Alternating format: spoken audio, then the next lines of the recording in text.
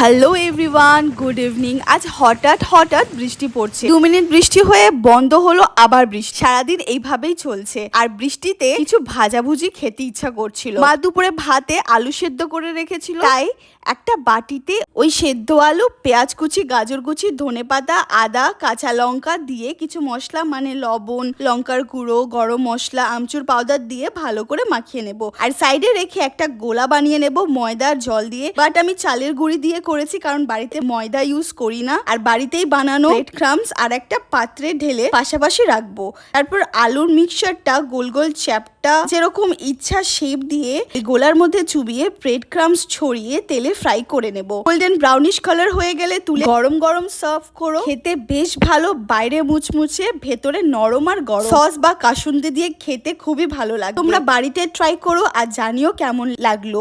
দেখা হচ্ছে পরের ব্লগে। বাই।